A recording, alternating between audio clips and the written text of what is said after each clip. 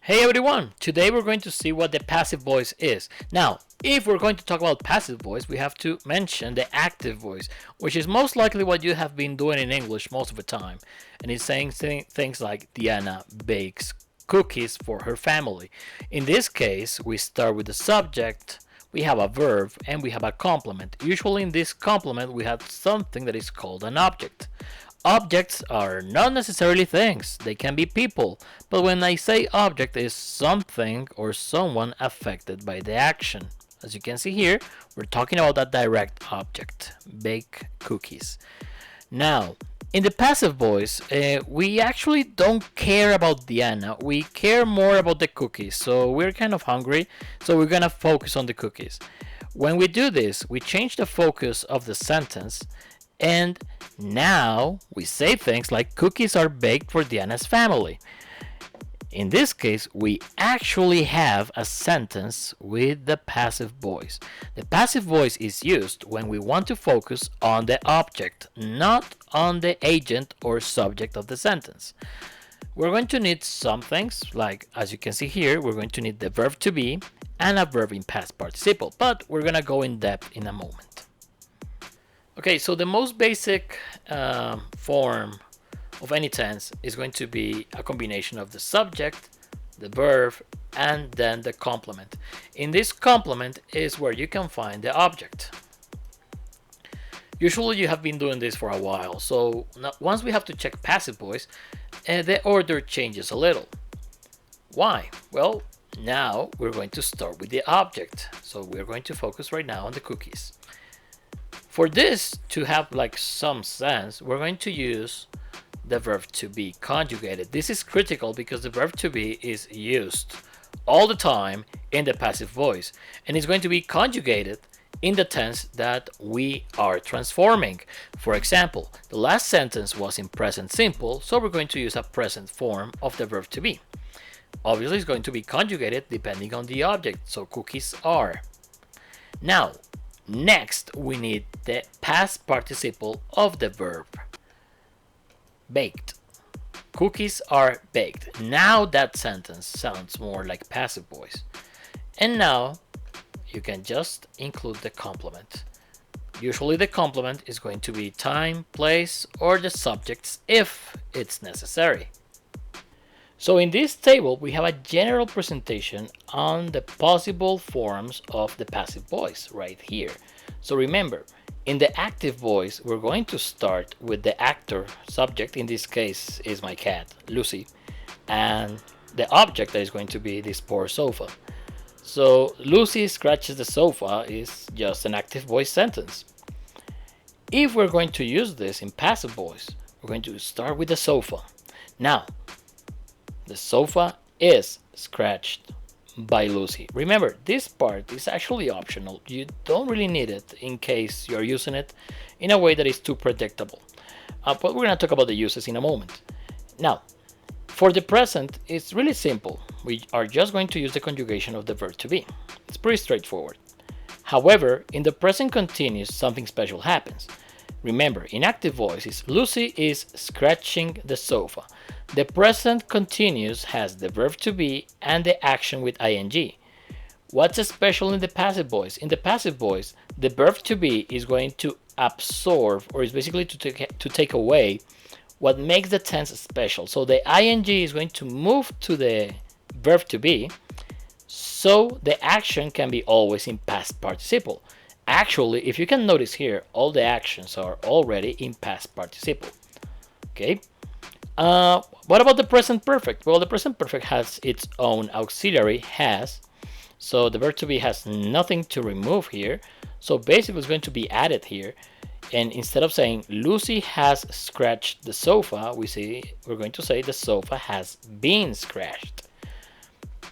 Past simple, same case as the present simple. We're just going to use the verb to be here, but in past. So the sentence Lucy scratched the sofa in passive voice is going to be the sofa was scratched by Lucy.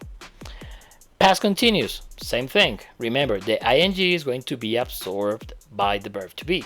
So we have Lucy was scratching the sofa, and here we have the sofa was being scratched by Lucy.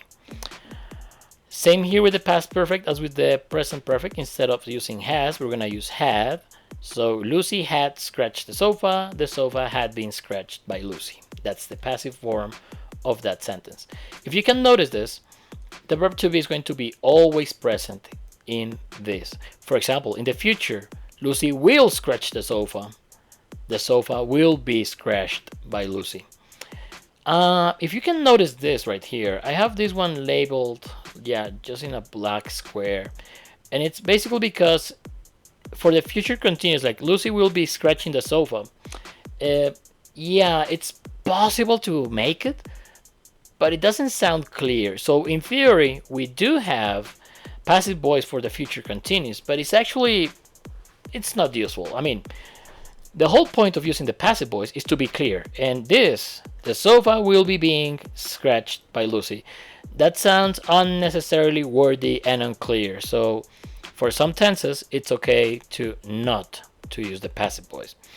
Well, future perfect, Lucy will have scratched the sofa will have been scratched by Lucy.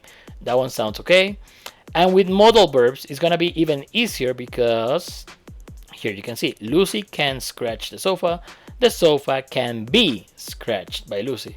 I think this one is the only case where the verb to be doesn't need a conjugation because the modal verb works that way.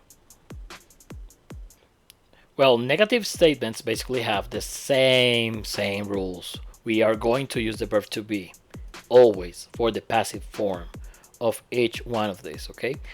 Main things that are going to change. You know that in active voice, some tenses like the present simple and the past simple use an auxiliary, in this case, do, or the past form did. Well, these guys are going to disappear, okay? So in the present simple, Lucy doesn't scratch the sofa. It's going to be the sofa isn't scratched by Lucy. As you can see, the verb to be is going to be in charge of using either the negative or question forms. Present continuous, Lucy isn't scratching the sofa isn't being scratched by Lucy. If I don't know if you noticed, but now we can actually mention it.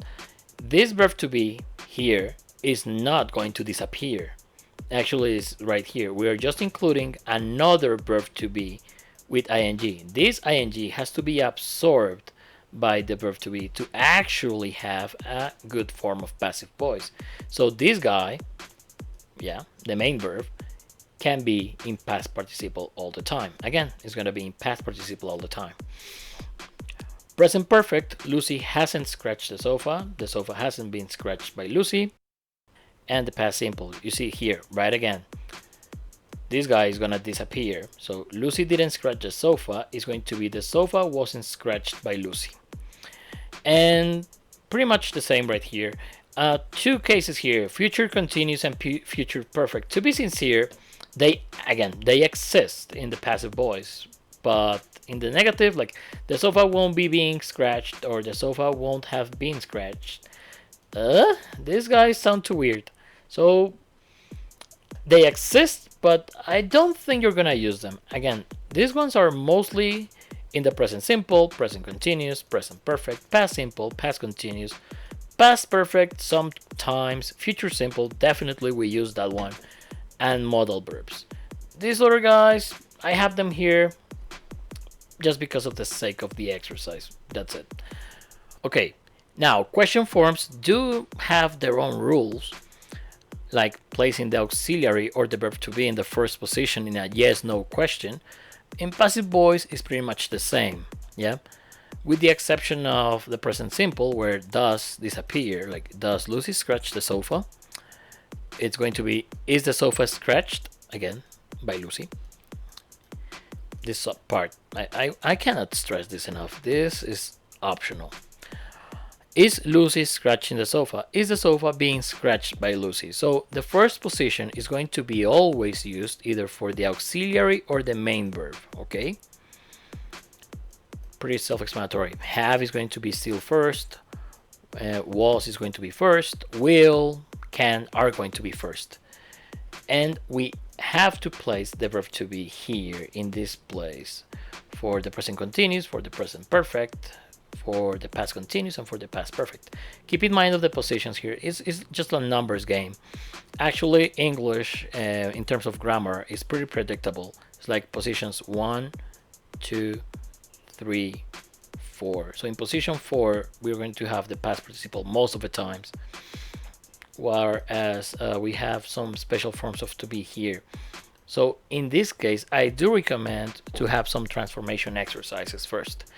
However, I insist how natural is to ask this certain times. Remember, the whole point of language is to make it sound natural. And again, with the future continuous and the future perfect, well, will the sofa be being scratched by Lucy? Oh my god, that sounds way too complicated to be true. And it sounds bad actually. It sounds kind of lame. So in those cases, we're not gonna use the passive voice directly. From my experience, I do know that using them in the big five that appear here, and with future simple and with modal verbs, is necessary and easy to do it. But for these ones, it's not so necessary. Okay, always remember the most important thing on transforming questions is the position of the auxiliary and the main verb. Okay, right next you place the object, and keep in mind that sometimes you're gonna need the special form of to be here. I know it's a lot of information to process. That's why this topic is intermediate to advanced. Take it lightly. You should focus on the simple forms first, present simple and past simple. Those ones are the easiest to master. Then you should go with the continuous ones, now that you have another version of the verb to be. And then you should go and move to the perfect ones. Modal verbs are the easiest, so you know what, you should start with those ones too. Just in case, I'm going to attach the spreadsheet with those transformations here in the description, so you can copy and use it for studying. Now we're going to focus on the uses of the passive voice. Okay, so let's go. Well, let's wrap this up with the uses. First use, well, we don't know who the actor or the subject is, so in that case, it's better to use the passive voice. A valuable art piece was stolen from the National Museum. You can see this maybe in a newspaper or news report. Who did it? Well, we have no idea because we're just reporting that the art piece was stolen. You can see the passive voice here. Who did it? We don't know, so who cares? The next one, well, talking about who cares when the subject is irrelevant. A new school was founded in the outskirts of the city. Maybe by the mayor, maybe a rich guy wants to open a new school. Well, we don't know, or we don't care. So who? Who cares? In that case, we use again the passive voice. Now, maybe you want to emphasize the person or thing you are acting on or you are talking about. And I like this example from U Toronto, and it's insulin was first discovered in 1921. It's a good example because you can see here the verb to be in past. They are using an adverb here, which is actually useful, and discovered, past participle. So you're making emphasis on insulin because that's the main idea of the paragraph. This is the first sentence of the paragraph. So you want the emphasis here. And now the next sentence, right? Yeah, it just follows in active voice, meaning that, well, this is just for setting the emphasis. It's a cohesive device in this case. Now, maybe some scientific genres are actually going to rely a lot in passive voice, talking about science and insulin. So lab reports or research papers usually use and abuse the passive voice. Well, mainly because your name is going to be in the report. So saying like, I added 30 milligrams of sodium, saying that in active voice, well, it's unnecessary. You don't have to say I. So in that case, we're going to use the object. It's kind of long here. 30 milligrams of sodium, this is the object, were added to the mix. So in those cases, we are going to have passive voice. So, long story short, do we need the agent in the passive voice? No. Maybe for the grammar exercises that you're going to answer at school, you're going to be all like, oh, I have to say by someone. in the end of the sentence, which is not wrong, but do you really need to do it? Like, okay, do I need to mention the agent in the passive voice? Well, if you don't know them, no. You don't care about them? No. If they're too obvious? No. If you feel the need to use the agent, well, why are you not using the active voice then? If the agent is so important, then you don't need the passive voice, you need the active voice. If the object is more important, please use the passive voice. Well, those are the most important things about the passive voice. So what you have to do now is practice. Remember, start with the simple tenses, past simple, present simple, then with the continuous, then the perfect ones, and the modal verbs in any moment. Remember, if you need the passive voice, it's because you want to focus on the object. That's the main thing here.